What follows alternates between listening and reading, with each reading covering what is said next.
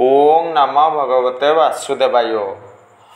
भक्त शरण आध्यात्मिक चैनल को मोर प्रिय भाई भौणी मानू गुरुजन मानू अनंत कोटि प्रणाम जणाई मो श्री भक्त बसल प्रधान आज श्रीमद्भागवत महापुराणर सप्तम स्कंदरे से परम विष्णु भक्त प्रह्लाद उपरे सुंदर विषय वस्तु रही। यह आमर तृतीय भाग पिता पुत्रर कथोपकथन उपरे सुंदर तथ्य रही तत्व रही। आसतु जानिबा आपण माने भल भाव जानिचंती हिरण्यकश्यप विष्णुकर द्वारपाल थिले पुणी चतुर्कुमार द्वारा अभिशाप पाइले जदि भक्त भाव धरापृष्ठ को आगमन करिवे 7 जन्म लागिब मुक्ति पाई। जदि शत्रुता आचरण करी ए धरापृष्ठ को आगमन करिवे देश भावना रखिबे 3 जन्म रे मुक्ति पाइबे। कौन कले शीघ्र मुक्ति पाइबा ए धरापृष्ठ रहिबा नहीं जहाँफल सत्य जुगरे हिरण्यकश्यप हिरण्याक्ष त्रेता जुगरे रावण कुंभकर्ण द्वापर जुगरे शिशुपाल दंतवक्र रूपरे धरापृष्ठ को आगमन करते मुक्ति पाइथिले। ये सब कथा आपण माने जानिचंती। नमयी नृसिंह चरण अनादि परम कारण से परम ब्रह्म भगवान को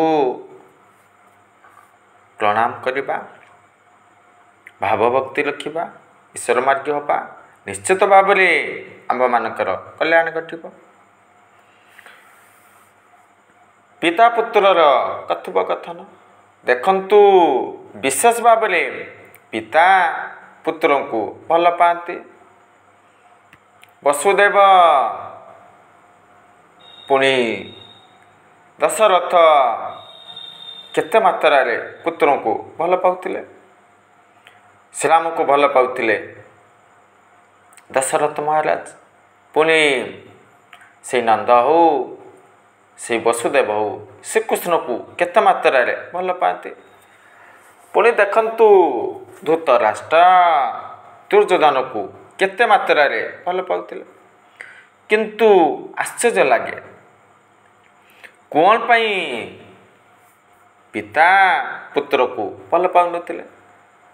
धर्मराज युधिष्ठिर सुंदर भाव में नारद मुनि को प्रश्न पचारिथिले अरे सत्वगुण को धारण करिसंती परम विष्णु भक्त सुगुण धारण करिसंती तथापि कौन पाई तांकर पिता संतान को निजर पुत्र को भल पाउनांती कौन पाई भल पाउनांती प्रश्न पचारिथिले। हाँ आज्ञा केतक क्षेत्र रे पिता मध्य पुत्र को भल पाती नहीं माता मध्य निजर पुत्र को भल पाती नहीं। बापा जदि परम विष्णु भक्त सत्वगुण को धारण करती कौन करिवे ए सब गुण जदि पुत्र धारण करिवे भल पाइबे। जदि कुपुत्र हुअन्ति तम गुण को धारण करती से सत्व गुणधारी बापा पुत्र को भल पाइबे कि कदापि न त्याग करदेवे।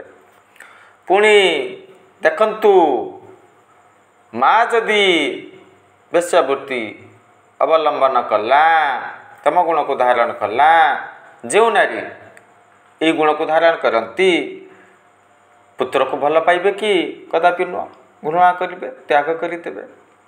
ठीक से ही भाव में प्रह्लाद पिता तम गुण को धारण करिसंती हिंसाचरण करिसंती मुए हेली विश्वर ए धरापृष्ठ रे ईश्वर मोर पूजा कर मु सर्वशक्तिमान मते कहीं भी मारी परिबे नहीं मते गंधर्व मारी परिबे नहीं, यक्ष मारी परिबे नहीं, ଧରାପୃଷ୍ଠରେ କୌଣସି ବୀର ବଧ କରିପାରିବେ ନାହିଁ, ଦେବତା ପରାସ୍ତ କରିପାରିବେ ନାହିଁ, ଶସ୍ତ୍ରରେ ମରିବେ ନାହିଁ, ଅସ୍ତ୍ରରେ ମରିବେ ନାହିଁ, ଦିନରେ ମରିବେ ନାହିଁ, ରାତିରେ ମରିବେ ନାହିଁ। ଅର୍ଥାତ୍ ମୁଁ ହେଲି ଭଗବାନ, ଯିଏ ଯାହା ମାଗିବ ମୁଁ ପ୍ରଦାନ କରିପାରିବି। ମୁଁ ସବୁକିଛି ପ୍ରଦାନ କରିପାରେ, ସବୁକିଛି କରିପାରେ। ମନରେ ଅହଂ ଭାବନା ଆସିଥିଲା। ଦେଖନ୍ତୁ, ପୁତ୍ର ବିପରୀତ ଗୁଣକୁ ଧାରଣ କରିଛନ୍ତି, ବାପା ତମ ଗୁଣକୁ ଧାରଣ କରିଛନ୍ତି, ପୁତ୍ର ସତ୍ୱଗୁଣକୁ ଧାରଣ କରିଛନ୍ତି। ବାପା ହିଂସାଚରଣ କରୁଛନ୍ତି, ପୁତ୍ର ପରମ ଦୟାଳୁ। ବାପା ଈଶ୍ୱରଙ୍କୁ ଭଗବାନଙ୍କୁ ଘୃଣା କରୁଛନ୍ତି, ଶତ୍ରୁ ଭାବୁଛନ୍ତି, ପୁତ୍ର ମିତ୍ର ଭାବୁଛନ୍ତି। ଈଶ୍ୱର ମୋର ସବୁ କିଛି, ମୋର କିଛି ଦରକାର ନାହିଁ। ସତ୍ୟମ ମାତା ପିତା ଜ୍ଞାନ, ଧର୍ମ ଭ୍ରାତା, ଦୟା ସଖା, ଶାନ୍ତି ପତ୍ନୀ, କ୍ଷମା ପୁତ୍ର, ଷଡ଼ତେ ସମ ବାନ୍ଧବା। ସୁନ୍ଦର ଭାବରେ ପରମ ଜ୍ଞାନୀ ଚାଣକ୍ୟ ଏହି ଶ୍ଲୋକଟି ରଚନା କରିଛନ୍ତି। ପ୍ରହ୍ଲାଦଙ୍କର ମନରେ ଏହି ଭାବନା ରହିଥିଲା। ଦେଖନ୍ତୁ, ପ୍ରହ୍ଲାଦଙ୍କର ମାତା ଗୟାବତୀ ଥିଲେ, ପୁଣି ସେଇ ପ୍ରହ୍ଲାଦଙ୍କର ଭାଇ ସଂହ୍ଲାଦ, ଅନୁହ୍ଲାଦ, ପ୍ରହ୍ଲାଦ ରହିଥିଲେ। ତାଙ୍କର ଗୁରୁ ଷଣ୍ଢ ଅମର୍କ ରହିଥିଲେ। ଗର୍ଭରୁ ସତ୍ସଙ୍ଗ କରିଥିଲେ। ଓಂ ନମୋ ଭଗବତେ ବାସୁଦେବାୟ। ପୁଣି ଗୟାଦୁଙ୍କୁ ଇନ୍ଦ୍ରଦେବ ହରଣ କରିଥିଲେ। ନାରଦ ମୁନି କ'ଣ କଲେ? ଇନ୍ଦ୍ରଦେବଙ୍କୁ ବାରଣ କରିଥିଲେ, ଏହା ଠିକ୍ ନୁହଁ, କ'ଣ ପାଇଁ କୁକର୍ମ କରୁଛ? ଆରେ ଏହାର ପିତା ହିରଣ୍ୟକଶ୍ୟପ ତପ କରିବା ପାଇଁ ଯାଇଛନ୍ତି, ପରମ ବୀର ଆମମାନଙ୍କୁ କଷ୍ଟ ଦେଉଛନ୍ତି। ପୁଣି ଯଦି ସେଇ ଅସୁର ସନ୍ତାନ ଜନ୍ମଗ୍ରହଣ କଲେ ଆମ ପାଇଁ ଅସୁବିଧା ହେବ, କ୍ଷତିକାରକ ହେବ, ଆକ୍ରମଣ କରିବ, କଷ୍ଟ ଦେବ, ତେଣୁ ବଦ୍ଧ କରିବି। କ'ଣ ଘଟିଲା ନା, ଇଏ ପରମ ବିଷ୍ଣୁ ଭକ୍ତ ହେବ, ଯଶ ଖ୍ୟାତି ଅର୍ଜନ କରିବ, ଧର୍ମର ପ୍ରସାର କରିବ, ଏସବୁ କଥା କହିଥିଲେ। ଦେଖନ୍ତୁ, ବାପା ଅସୁର କୁଗୁଣ ଧାରଣ କରିଛନ୍ତି, ପୁଅ ଯେ କୁଗୁଣ ଧାରଣ କରିବ, ଏସବୁ କହିବା ଉଚିତ ନୁହଁ। ଦେଖନ୍ତୁ, ଚଢ଼େଇର ମଳରୁ ବଟବୃକ୍ଷ, ଅଶ୍ୱତ୍ଥ ବୃକ୍ଷ ସୃଷ୍ଟି ହୋଇଥାଏ। ଏସବୁ କଥା ଆପଣମାନେ ଜାଣିଛନ୍ତି। ପୁଣି ବ୍ୟାସ କାହାଙ୍କଠାରୁ ସୃଷ୍ଟି ହୋଇଥିଲେ, ଜନ୍ମଗ୍ରହଣ କରିଥିଲେ? ପରାଶର ସତ୍ୟବତୀଙ୍କ ଠାରୁ ଜନ୍ମଗ୍ରହଣ କରିଥିଲେ। ମତ୍ସ୍ୟଗନ୍ଧା ଥିଲେ। ତେଣୁ ବାପା ଯେ ତମ ଗୁଣକୁ ଧାରଣ କରିଛନ୍ତି, ପୁତ୍ର ଯେ ଧାରଣ କରିବ, ଏସବୁ କହିବା ଠିକ୍ ନୁହଁ। ସେହି ସ୍ଥାନରେ ରହି ଗୟାଦୁ କ'ଣ କଲେ? ସତ୍ସଙ୍ଗ କରିଥିଲେ, ଧର୍ମବାଣୀ ଶୁଣିଥିଲେ, ଗର୍ଭରେ ପ୍ରହ୍ଲାଦ ହାସଲ କରିଥିଲେ, ଯାହାଫଳରେ ଈଶ୍ୱର ମାର୍ଗୀ ହୋଇଥିଲେ।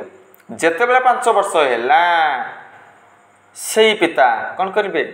ଜ୍ଞାନର ଆବଶ୍ୟକତା ରହିଛି। ଷଣ୍ଢ ଅମର୍କଙ୍କ ନିକଟରେ ପଠାଇଥିଲେ। ସେଇ ଅମର୍କ ଷଣ୍ଢ କିଏ ଥିଲେ? ଶୁକ୍ରାଚାର୍ଯ୍ୟଙ୍କର ସୁପୁତ୍ର ଥିଲେ। ମୂଳ ଲକ୍ଷ୍ୟ କ'ଣ ଥିଲା? ସାଂସାରିକ ଜ୍ଞାନ ହାସଲ କଲୁ, ବୃତ୍ତିଭିତ୍ତିକ ଜ୍ଞାନ ହାସଲ କଲୁ। କ'ଣ କଲେ? ମୁଁ ଯଶ ଖ୍ୟାତି ଅର୍ଜନ କରିବି, ଧନୀ ହେବି, ଭଲରେ ରହିବି, ସମ୍ରାଟ ହେବି, ରାଜ୍ୟ ଅଧିକ ହାସଲ କରିବି, ସୁଖରେ ରହିବି, ସଂସାର ଭିତ୍ତିକ ଜ୍ଞାନ ହାସଲ କଲୁ। ଏହା ହିଁ ଲକ୍ଷ୍ୟ ଥିଲା ହିରଣ୍ୟକଶ୍ୟପଙ୍କର। କ'ଣ ଘଟିଲା? ଯେହେତୁ ଗର୍ଭରେ ଆଧ୍ୟାତ୍ମିକ ଜ୍ଞାନ ହାସଲ କରିଥିଲେ, ଈଶ୍ୱର ସମ୍ବନ୍ଧୀୟ ଦୁର୍ଲଭ ଜ୍ଞାନ ହାସଲ କରିଥିଲେ, କ'ଣ କରିବେ? ସାଂସାରିକ ଜ୍ଞାନ ହାସଲ କରିବା ପାଇଁ ଇଚ୍ଛା ପ୍ରକାଶ କରିବେ କି? କଦାପି ନୁହଁ। ଗୁରୁଦେବ ସଂସାର ଭିତ୍ତିକ ଜ୍ଞାନ ପ୍ରଦାନ କରୁଥିଲେ, କିନ୍ତୁ ଗର୍ଭରେ ରହି ଆଧ୍ୟାତ୍ମିକ ଜ୍ଞାନ ଅଦ୍ଭୁତମୟ ଜ୍ଞାନ ହାସଲ କରିଛନ୍ତି। ତେଣୁ କ'ଣ କଲେ? ସେଥିରେ ମୋହିତ ହେଲେ ନାହିଁ। ସଂସାର ଭିତ୍ତିକ ଜ୍ଞାନ କ'ଣ? ହଁ, ଅଧିକ ଅର୍ଥ ରୋଜଗାର କରିବା, ଭୋଗୀ ହେବା, ଧନୀ ହେବା, ଭଲରେ ରହିବା, ଯଶ ଖ୍ୟାତି ଅର୍ଜନ କରିବା, ଏସବୁ ଜ୍ଞାନ ନା। ଆଧ୍ୟାତ୍ମିକ ଜ୍ଞାନ କ'ଣ? ହେ ପ୍ରଭୁ, ମୁଁ ଆପଣଙ୍କର, ଆପଣ ମୋର, ଈଶ୍ୱରଙ୍କଠାରେ ଭାବ ଭକ୍ତି ରଖିବା, ସତ୍ସଙ୍ଗ କରିବା, ସତ୍ୱ ଗୁଣର ପ୍ରସାର କରିବା, ଆଧ୍ୟାତ୍ମିକ ଜ୍ଞାନ ହାସଲ କରିବା, ଈଶ୍ୱର ମାର୍ଗୀ ହେବା, ଚିନ୍ତନ କରିବା, ଜପ କରିବା, ଧ୍ୟାନ କରିବା, ଏସବୁ କାର୍ଯ୍ୟ କରିବା ନା। ତାପରେ କ'ଣ ଘଟିବ? ପୁତ୍ର ଶିକ୍ଷା ହାସଲ କରିବା ପାଇଁ ଆଶ୍ରମରେ ଗମନ କରିଥିଲେ। କ'ଣ ଘଟିବ? ସେଇ ପୁତ୍ର ନିଜର ଗୃହକୁ ପ୍ରତ୍ୟାଗମନ କଲେ। ବାପା ଖୁସି ହୋଇଗଲେ। ବାପା ନିଜର ପୁତ୍ର ପ୍ରହ୍ଲାଦଙ୍କୁ କୂଳରେ ବସାଇଲେ, ଗେଲ କଲେ। ବାପା ସେ ସମୟରେ ଅତି ମାତ୍ରାରେ ଭଲ ପାଉଥିଲେ। ତାପରେ କ'ଣ କରିବେ? ପୁଅରେ କ'ଣ ଶିକ୍ଷା ଅର୍ଜନ କରିଛ? ପ୍ରଶ୍ନ ପଚାରିଲେ। ସେଇ ଗୁରୁକୁଳରେ ରହି କ'ଣ ବିଦ୍ୟା ହାସଲ କରିଛ? ପ୍ରକାଶ କର। ସଂସାର ଭିତ୍ତିକ ଜ୍ଞାନ ପଚାରିଥିଲେ, ପ୍ରଶ୍ନ ପଚାରିଥିଲେ। କ'ଣ ଶୁଣିବା ପାଇଁ ବାପା ଇଚ୍ଛା ପ୍ରକାଶ କରୁଥିଲେ? ସଂସାର ଭିତ୍ତିକ ଜ୍ଞାନ ପ୍ରଦାନ କରନ୍ତୁ, ଶରୀର ଭିତ୍ତିକ ଜ୍ଞାନ ମୋତେ ପ୍ରଦାନ କରନ୍ତୁ, କୁହନ୍ତୁ। କିନ୍ତୁ ପୁତ୍ର କ'ଣ କଲେ? ଆଧ୍ୟାତ୍ମିକ ଜ୍ଞାନ ପ୍ରଦାନ କଲେ। ଶରୀର ଉପରେ ବିଶେଷ ଭାବରେ ଗୁରୁତ୍ୱ ନ ଦେଇ ଶରୀର ତତ୍ତ୍ୱ ଉପରେ ଗୁରୁତ୍ୱ ଦେଲେ। ସୁଖ ଭୋଗ ଐଶ୍ୱର୍ଯ୍ୟ ଲୋଡ଼ା ନାହିଁ। ସାଧାରଣତଃ ଅସୁରମାନେ ତମ ଗୁଣକୁ ଧାରଣ କରନ୍ତି, ହିଂସାଚରଣ କରନ୍ତି, ଅନ୍ୟକୁ କଷ୍ଟ ଦିଅନ୍ତି, ଲୁଣ୍ଠନ କରିବା, ଅପହରଣ କରିବା, ଏସବୁ କାର୍ଯ୍ୟ କରନ୍ତି, ଅହଂରେ ବଶୀଭୂତ ହୁଅନ୍ତି। କିନ୍ତୁ ପ୍ରହ୍ଲାଦ ସତ୍ୱଗୁଣକୁ ଧାରଣ କରିଛନ୍ତି ନା। ଧର୍ମ ବିଷୟରେ କହିଲେ, ପାପ ପୁଣ୍ୟ ବିଷୟରେ କହିଲେ, ନିଜର ବାପାଙ୍କୁ କହୁଛନ୍ତି ନା, ବାପା ପାପ କର୍ମ କରିବା ଉଚିତ ନୁହଁ। ଜନ୍ମ ମୃତ୍ୟୁ ରୂପକ ଚକ୍ରରେ ଜୀବ ସଦାବେଳେ ପଡ଼ିବ। 84 ଲକ୍ଷ ଜୁନିରେ ଭ୍ରମିତ ହେବ, ନର୍କଗାମୀ ହେବ। ପୁଣ୍ୟ ଅର୍ଜନ କରିବା ଦରକାର। ଦୁର୍ଲଭ ଶରୀର ମିଳିଛି, ଶରୀର ବାରମ୍ବାର ମିଳେ ନା। ତେଣୁ ସତ୍ସଙ୍ଗ କରିବା, ସାଧୁସଙ୍ଗ କରିବା, ଈଶ୍ୱରଙ୍କଠାରେ ଭାବ ଭକ୍ତି ରଖିବା, ଏସବୁ କଲେ କଲ୍ୟାଣ ଘଟିବ। ପୁଣି ଗୋଟିଏ ଶ୍ଲୋକ ମାଧ୍ୟମରେ ବାପାଙ୍କୁ ବୁଝାଇଥିଲେ। ଶ୍ରବଣମ୍ କୀର୍ତ୍ତନମ୍ ବିଷ୍ଣୁ ସ୍ମରଣମ୍ ପାଦ ସେବନମ୍ ଅର୍ଚ୍ଚନମ୍ ବନ୍ଦନମ୍ ଦାସ୍ୟମ୍ ସାକ୍ଷ୍ୟ ଆତ୍ମନିବେଦନମ୍। ଶ୍ରବଣମ୍ ଶୁଣି ଶୁଣି କିଏ ମୁକ୍ତି ପାଇଥିଲେ? ପରୀକ୍ଷିତ ମହାରାଜ ଶୁଣିଥିଲେ ନା। ଖଟ୍ଟଙ୍ଗ ରାଜା ସେ ମଧ୍ୟ ଶୁଣିଥିଲେ। ସେଇ ଗୋକର୍ଣ୍ଣ ଉପାଖ୍ୟାନ ରହିଛି, ଧୁନ୍ଦୁଲି ଧୁନ୍ଦୁକାରୀ ଆତ୍ମଦେବ ଶ୍ରବଣ କରି ମୁକ୍ତି ପାଇଥିଲେ ନା। କୀର୍ତ୍ତନ କରି ବ୍ରହ୍ମର୍ଷି ଶୁକଦେବ, ନାରଦ ମୁନି ମୁକ୍ତି ପାଇଥିଲେ। ପୁଣି ବିଷ୍ଣୁ ସ୍ମରଣ କରି, କିଏ ବିଷ୍ଣୁଙ୍କର ସ୍ମରଣ ସଦାବେଳେ କରନ୍ତି? ଭକ୍ତ କରନ୍ତି। ଭକ୍ତ ପ୍ରହ୍ଲାଦ ସଦାବେଳେ ଈଶ୍ୱରଙ୍କୁ ସ୍ମରଣ କରିଥିଲେ, ମୁକ୍ତି ପାଇଥିଲେ। ଆରେ ଭକ୍ତ ତ ଭଗବାନ ବିଷୟରେ କହିବ ନା। ହିରଣ୍ୟକଶ୍ୟପ ଭଗବାନଙ୍କର ଭକ୍ତ ନଥିଲେ, ସଂସାର ଭିତ୍ତିକ କଥା ଶୁଣିବା ପାଇଁ ଭଲ ପାଉଥିଲେ। ତମଗୁଣଧାରୀ ଦୁଷ୍ଟ ଖଳ ପ୍ରକୃତି ଲୋକମାନେ ଚୁଗଲି କଥା ଶୁଣିବେ, ପରନିନ୍ଦ କଥା ଶୁଣିବେ, ନିନ୍ଦା କଥା ଶୁଣିବେ ନା। ଭଲ କଥା ଶୁଣିବେ କି? କଦାପି ନ। ଧର୍ମ କଥା ଶୁଣିବେ କି? କଦାପି ନ। ତାହା ହିଁ ଘଟିଥିଲା। ତେଣୁ ଯେହେତୁ ପ୍ରହ୍ଲାଦ ଭଗବାନଙ୍କର ପରମ ଭକ୍ତ ନା, ଭଗବାନଙ୍କ ବିଷୟରେ କହିବେ, ଶୁଣିବାକୁ ଭଲ ପାଇବେ। କହିବାକୁ ଭଲ ପାଇବେ, ଶୁଣିବାକୁ ମଧ୍ୟ ଭଲ ପାଇବେ। ଏଇଭଳି ପ୍ରକ୍ରିୟା ଆରମ୍ଭ ହେଲା। ପାଦ ସେବା କରି କରି ଲକ୍ଷ୍ମୀ ମାତା ମୁକ୍ତି ପାଇଥିଲେ।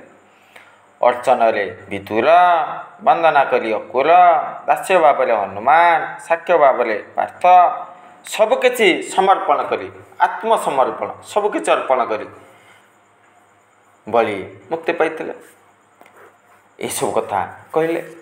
ସୁନ୍ଦର ଭାବରେ କହୁଛନ୍ତି ଅଦ୍ଭୁତ କୃଷ୍ଣର ମହିମା କିଏ ଜାଣିପାରେ ଗୁଣ ସୀମା। ହରି ଅନନ୍ତ, ହରି କଥା ଅନନ୍ତ। ହରିଙ୍କର ଗୁଣ ଯଶ କୀର୍ତ୍ତି କେହି ବି ସମ୍ପୂର୍ଣ୍ଣ ମାତ୍ରାରେ ଜାଣିନଥାନ୍ତି। ପୁଣି ମାୟାରୁ ଏ ଜୀବ କଦାପି ଉଦ୍ଧାର ପାଇପାରେ ନା। ଭଗବାନ ଯାହାକୁ କୃପା କରନ୍ତି ମାୟାରୁ ଉଦ୍ଧାର ପାଇପାରନ୍ତି। କ'ଣ ପାଇଁ ଭଗବାନ କୃପା କରିବେ? ସତ୍ୱଗୁଣକୁ ଧାରଣ କରିବା ଦରକାର, ଧ୍ୟାନ କରିବା ଦରକାର, ଚିନ୍ତନ କରିବା ଦରକାର, ମୁଖରେ ହରି ନାମ ଜପ କରିବା ଦରକାର। ଏସବୁ କାର୍ଯ୍ୟ କଲେ ଈଶ୍ୱରଙ୍କର କୃପା ମିଳିବ। ଭବସାଗରରେ କାଳରୂପୀ ସର୍ପ ଜାଗ୍ରତ ରହିଛି, ଏ ଜୀବକୁ ଦଂଶନ କରୁଛି। ତେଣୁ ବାପା ମୁକ୍ତି ପାଇବାକୁ ହେଲେ, ଉଦ୍ଧାର ପାଇବାକୁ ହେଲେ ସତ୍ସଙ୍ଗର ଆବଶ୍ୟକତା ରହିଛି। ପୁଣି ବାପା ନିୟମ କରିଥିଲେ ଯଜ୍ଞ ହେବ ନାହିଁ, ବିପ୍ରମାନଙ୍କୁ ଉଚ୍ଚ ସମ୍ମାନ ପ୍ରଦାନ କରୁନଥିଲେ, ଗୋବିନ୍ଦକୁ ନିନ୍ଦା କରୁଥିଲେ, ଏଇଭଳି କୁକର୍ମ କରୁଥିଲେ। ସେଇ ପୁତ୍ର ସୁନ୍ଦର ଭାବରେ କହୁଛନ୍ତି ବାପା ଆପଣ ଈଶ୍ୱର ନୁହନ୍ତି। ବାପା କହୁଛନ୍ତି ମୁଁ ସର୍ବଶକ୍ତିମାନ, ମୁଁ ପରମ ବୀର, ମୋତେ ହିଁ ପୂଜା କର। ପୁଅ କ'ଣ କହୁଛନ୍ତି ନା ଆପଣ ଈଶ୍ୱର ନୁହନ୍ତି। ଈଶ୍ୱର ସର୍ବତ୍ର ବିଦ୍ୟମାନ, ସର୍ବଶକ୍ତିମାନ, ସର୍ବଜ୍ଞ, ସବୁ କିଛି କରିପାରନ୍ତି, ଅସମ୍ଭବ କିଛି ନାହିଁ। ଦେଖନ୍ତୁ ବାପା ପୁତ୍ରର ମତାନ୍ତର ପ୍ରକ୍ରିୟା ଆରମ୍ଭ ହୋଇଗଲା। ପୁଣି ଭକ୍ତ କ'ଣ କରନ୍ତି? ଈଶ୍ୱରଙ୍କର ନାମ ଜପ କରନ୍ତି, ଉଚ୍ଚ ଚିତ୍କାର କରନ୍ତି, କନ୍ଦନ କରନ୍ତି, ଲୁମ ଟାଙ୍କୁରି ଯାଏ, ନୃତ୍ୟ କରନ୍ତି, ଚିତ୍କାର କରନ୍ତି, କିଛି ବି କରିପାରନ୍ତି ନା। ପୁଣି ନିର୍ମଳ ହୃଦୟ ଧାରଣ କରନ୍ତି, ସ୍ୱଚ୍ଛ ନିର୍ମଳ ହୃଦୟ ଧାରଣ କରନ୍ତି। କାହା କଥା କହିବେ? ହରି କଥା କହିବେ ନା। ହରି କଥା କହିବେ, ଦର୍ଶନ କରିବେ, ଚିନ୍ତନ କରିବେ, ସ୍ମରଣ କରିବେ, ଏହିଭଳି କାର୍ଯ୍ୟ କରିବେ। ଏକଇ ଆତ୍ମା ନର ହରି ସମେ ସକଳ ଘଟେ ପୁରୀ। ଭଗବାନ ପରମାତ୍ମା, ତାଙ୍କଠାରୁ ଚରାଚର ଜଗତ ସୃଷ୍ଟି ହୋଇଛି। ସେଇ ଜରାୟୁଜ ହଉ, ଅଣ୍ଡଜ ହଉ, ସେଦଜ ହଉ, ଉଦ୍ଭିଦଜ ହଉ, ସବୁକିଛି ଈଶ୍ୱରଙ୍କ ଦ୍ୱାରା ସୃଷ୍ଟି ହୋଇଛି। ଆତ୍ମା ପରମାତ୍ମାଙ୍କର ଅଂଶ ବିଶେଷ। ଏସବୁ ତତ୍ତ୍ୱ ହିରଣ୍ୟକଶ୍ୟପ ବୁଝିପାରିବେ କି? କାହିଁକିନା ଶରୀରକୁ ବିଶେଷ ଭାବରେ ଗୁରୁତ୍ୱ ଦେଉଥିଲେ। ଯାହା ଗଣି ହୁଏ ନଷ୍ଟଶୀଳ, ଯାହା ଦୃଶ୍ୟମାନ ନଷ୍ଟଶୀଳ, କିନ୍ତୁ ପୁତ୍ର ଶରୀରକୁ ବିଶେଷ ଭାବରେ ଗୁରୁତ୍ୱ ଦେଉଛନ୍ତି। କ'ଣ କଲେ ଏ ଜୀବ ମାୟାରୁ ଉଦ୍ଧାର ପାଇପାରିବେ, ଏସବୁ ବିଷୟରେ ସୁନ୍ଦର ଭାବରେ ତଥ୍ୟ ପ୍ରଦାନ କରୁଛନ୍ତି। ମାୟା କ'ଣ? ପୁଣ୍ୟ ଆମର ଆବଶ୍ୟକତା ନାହିଁ। ଈଶ୍ୱର ତ ମୁଁ, କ'ଣ ପାଇଁ ଈଶ୍ୱରକୁ ପୂଜା କରିବି, ଈଶ୍ୱର ମାର୍ଗୀ ହେବି? ବାପା ଏସବୁ ଚିନ୍ତନ କରୁଥିଲେ। ଦେଖନ୍ତୁ ବାପା, ଯଦି ଆମେ କୁକର୍ମ କରିବା, ଅଧର୍ମ ପଥରେ ଚାଲିବା, 84 ଲକ୍ଷ ଜୁନିରେ ଭ୍ରମିତ ହେବା, ଯମଦଣ୍ଡ ଦେବେ। ବାପା ଏଇଭଳି କାର୍ଯ୍ୟ ନ କରନ୍ତୁ, ପୁତ୍ର ଚାହୁଁଥିଲେ। କିନ୍ତୁ କ'ଣ ଘଟିବ? ସେଇ ବାପା କଷ୍ଟ ଦେଲେ, ଚିନ୍ତନ କଲେ। କ'ଣ କଲେ ଏଭଳି ପୁତ୍ର ଉଚିତ ଦଣ୍ଡ ପାଇବେ? ସେ କାହିଁ କୃଷ୍ଣକୁ ପାଇବ, ଯେ ବ୍ରହ୍ମା ଶଙ୍କରେ ଦୁର୍ଲଭ। ବିଶେଷ ପୁଣ୍ୟ ଅର୍ଜନ ନ କଲେ ଏ ଜୀବ ଈଶ୍ୱର ମାର୍ଗୀ ହୁଏ ନା, ସତ୍ସଙ୍ଗ କରିପାରେ ନା। ପ୍ରଭୁଙ୍କର କୃପା ହେଲେ ଏ ଜୀବ ସତ୍ସଙ୍ଗ କରିଥାଏ ନା। ପୁଣି ଭଗବାନ ଯାହାକୁ କୃପା କରନ୍ତି ମାୟାରୁ ଉଦ୍ଧାର କରନ୍ତି, ଭକ୍ତକୁ ସୁରକ୍ଷା ପ୍ରଦାନ କରନ୍ତି, ବୈକୁଣ୍ଠପୁରରେ ସ୍ଥାନ ଦିଅନ୍ତି। ବାପାଙ୍କୁ ବୁଝାଉଛନ୍ତି ବାପା ମାୟାରେ ମୁହଁରେ ପଡ଼ନ୍ତୁ ନାହିଁ, ଠିକ୍ ନୁହଁ। ହିଂସାଚରଣ କରିବା ଠିକ୍ ନୁହଁ। ଆପଣ କଦାପି ଈଶ୍ୱର ନୁହନ୍ତି। ଯେତେବେଳେ ଏଇଭଳି କଥା କହିଲେ ଅପ୍ରିୟ ସତ୍ୟ କଥା କିଏ ବା ଶୁଣିବାକୁ ଭଲ ପାଆନ୍ତି। ବିଦୁର ସଦାବେଳେ ସତ୍ପଥରେ ଚାଲୁଥିଲେ, ଅପ୍ରିୟ ସତ୍ୟ କଥା କହୁଥିଲେ। ଦୁର୍ଯ୍ୟୋଧନ କ'ଣ କଲେ? କଟୁବାକ୍ୟ ପ୍ରୟୋଗ କରୁଥିଲେ, ନିନ୍ଦା କରୁଥିଲେ। ଧୃତରାଷ୍ଟ୍ର ଶୁଣୁଥିଲେ କି ଶୁଣି ନଥିଲେ? ଠିକ୍ ସେଇଭଳି ଭାବରେ ହିରଣ୍ୟକଶ୍ୟପ କର୍ଣ୍ଣପାତ କରିନଥିଲେ। ଆରେ ଇଏ ମୋର ପୁତ୍ର ନୁହଁ, ଇଏ ଅସୁର ଜାତିକୁ ବିନାଶ କରିବା ପାଇଁ ଜନ୍ମଗ୍ରହଣ କରିଛି। ଏହାର କାକାଶ୍ରୀ ହିରଣ୍ୟାକ୍ଷକୁ ପ୍ରଭୁ ଛଳନା କରି ବଧ କରିଥିଲେ। କ୍ରୋଧାନ୍ୱିତ ହେବା ଦରକାର, ହିଂସାଚରଣ କରିବା ଦରକାର, ପୁଣି ପ୍ରତିଶୋଧ ନେବା ଦରକାର। କିନ୍ତୁ ଇଏ କ'ଣ କହୁଛି? ଭୀରୁ ଭଳି କଥୋପକଥନ କରୁଛି, ମତାମତ ପ୍ରଦାନ କରୁଛି। ଚନ୍ଦନ ବୃକ୍ଷରେ ଆରେ ଦୁରାଚାରୀମାନେ ଦୁଷ୍ଟମାନେ ନିଜକୁ ଭଲ କହନ୍ତି ନା, ଅନ୍ୟମାନେ ଖରାପ, ମୁଁ ବହୁତ ଭଲ। ଦୁର୍ଯ୍ୟୋଧନକୁ ପଠାଗଲା, ଯାଅ ଏ ରାଜ୍ୟରେ ସବୁଠାରୁ ଭଲ ବ୍ୟକ୍ତି ରାଜଦରବାରକୁ ଆଣ। ଦୁର୍ଯ୍ୟୋଧନ କ'ଣ କହିଲେ? ଆରେ ମୁଁ ତ ଭଲ, ମୋ ଠାରୁ କିଏ ଭଲ ରହିଛି? ପୁଣି ଧର୍ମରାଜ ଯୁଧିଷ୍ଠିରଙ୍କୁ ଯେତେବେଳେ ପଠାଗଲା, ଏ ରାଜ୍ୟରେ ସବୁଠାରୁ ଖରାପ ବ୍ୟକ୍ତି ଏଇ ହସ୍ତିନାପୁରକୁ ଆଣନ୍ତୁ, ସମସ୍ତେ ଦେଖିବା। ସେଇ ଯୁଧିଷ୍ଠିର କ'ଣ କଲେ? ମୋ ଠାରୁ ଖରାପ ବ୍ୟକ୍ତି କେହି ନାହିଁ, ପାଇନଥିଲେ। ଠିକ୍ ସେଇଭଳି ଭାବରେ ହିରଣ୍ୟକଶ୍ୟପ ଚିନ୍ତନ କରୁଛନ୍ତି, ଆରେ ଅସୁର ଜାତି ଚନ୍ଦନ ବୃକ୍ଷ ସଦୃଶ, ଇଏ ହେଉଛି କଣ୍ଟାମୟ।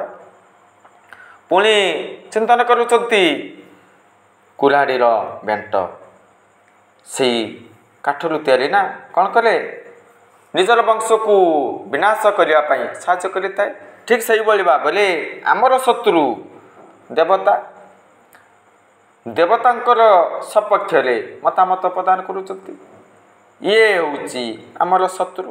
ପୁଣି ଚିନ୍ତନ କରୁଛନ୍ତି, ଦେଖ ଡାକ୍ତର କ'ଣ କରନ୍ତି? ଯେତେବେଳେ ଶରୀର ରୋଗାଗ୍ରସ୍ତ ହୁଏ କିମ୍ବା ଗୋଟିଏ ଅଙ୍ଗ ପଚିଯାଏ, ନଷ୍ଟ ହୋଇଯାଏ, ସମଗ୍ର ଶରୀରକୁ ସୁରକ୍ଷା ପ୍ରଦାନ କରିବା ପାଇଁ ସେଇ ଡାକ୍ତର କ'ଣ କରନ୍ତି? ନଷ୍ଟ ହୋଇଥିବା ଅଙ୍ଗକୁ ଛେଦନ କରନ୍ତି। ତେଣୁ ଇଏ ମୋର ଦୁଷ୍ଟ ପୁତ୍ର, ଦଣ୍ଡ ଦେବା ଆବଶ୍ୟକତା ରହିଛି। ଏହାକୁ ଶୟନ ଅବସ୍ଥାରେ, ଜାଗ୍ରତ ଅବସ୍ଥାରେ, ଖାଦ୍ୟରେ, ଯେକୌଣସି ଉପାୟରେ ବଧ କରିବା ଦରକାର। ଯେତେବେଳେ ଏଇଭଳି କଟୁ ବାକ୍ୟ ପ୍ରୟୋଗ କଲେ, ପୁଣି ଆଦେଶ ଦେଲେ ସେଇ ଗୁରୁଙ୍କୁ ଡାକ, ଷଣ୍ଢ ଅମର୍କ ଆସନ୍ତୁ ମୋର ପୁତ୍ରକୁ କିଭଳି ଭାବରେ ଶିକ୍ଷା ପ୍ରଦାନ କରିଛନ୍ତି। ଇଏ କି ବିଦ୍ୟା, ଇଏ କି ଶିକ୍ଷା, ଏହା ଆବଶ୍ୟକତା ନାହିଁ। ସେହି ଷଣ୍ଢ ଅମର୍କ ଉପସ୍ଥିତି ଜାହିର କଲେ, ହିରଣ୍ୟକଶ୍ୟପଙ୍କୁ ପ୍ରାର୍ଥନା କଲେ। 5 ବର୍ଷର ପିଲା ନା, ବୁଦ୍ଧି ବିବେକ ଚେତନା ଶକ୍ତି ଜାଗ୍ରତ ହୋଇନାହିଁ। ବୟସ ହେଲେ ସବୁକିଛି ବୁଝିପାରିବେ। ଆମେ ତ ଏଭଳି ଶିକ୍ଷା ପ୍ରଦାନ କରିନାହୁଁ, କିଭଳି ଭାବରେ ଏଇଭଳି ଅଦ୍ଭୁତମୟ ଶିକ୍ଷା ହାସଲ କରିଛେ। ତଥାପି କୃପା କରନ୍ତୁ, ଦୟା କରନ୍ତୁ, ଆଉ ଥରେ ଆମ୍ଭମାନଙ୍କୁ ସୁଯୋଗ ଦିଅନ୍ତୁ। ନିଶ୍ଚିତ ଭାବରେ ସୁଶିକ୍ଷା ପ୍ରଦାନ କରିବ। ପ୍ରାର୍ଥନା କଲେ ନା, ତାପରେ ସେଇ ବାପା କ'ଣ କହିବେ? ଠିକ୍ ଅଛି, ପୁଣି ଥରେ ମୁଁ ପରୀକ୍ଷା ନେବି, ଯେପରି ମୋର ପୁତ୍ର ମୋ ଭଳି ବୀରତ୍ୱ ଗୁଣ ହାସଲ କରିବ, ପରମ ବୀର ହେବ, ମୁଁ ଖୁସି ହେବି। ନଚେତ୍ ଏ ପୁତ୍ରକୁ କଠୋରରୁ କଠୋର ଦଣ୍ଡ ଦେବି। କ'ଣ ଘଟିବ? ସେଇ ଗୁରୁଦେବ ଷଣ୍ଢ ଅମର୍କ ପ୍ରହ୍ଲାଦ ଆଶ୍ରମକୁ ଗଲେ। ପ୍ରହ୍ଲାଦ ସଂସାର ମାର୍ଗୀ ହେବେ କି? କଦାପି ନୁହଁ। ସେହି ସ୍ଥାନରେ କ'ଣ କରିବେ? ତାଙ୍କର ସହପାଠୀମାନଙ୍କୁ ଆଧ୍ୟାତ୍ମିକ ଜ୍ଞାନ ପ୍ରଦାନ କଲେ, ସତ୍ସଙ୍ଗ ପ୍ରକ୍ରିୟା ଆରମ୍ଭ କଲେ। ଏସବୁ ଆଗକୁ ରହିଛି। ଆଜି ପାଇଁ ଏତିକି କହି ବିରତି ନେଉଛି। ଜୟ ଜଗନ୍ନାଥ।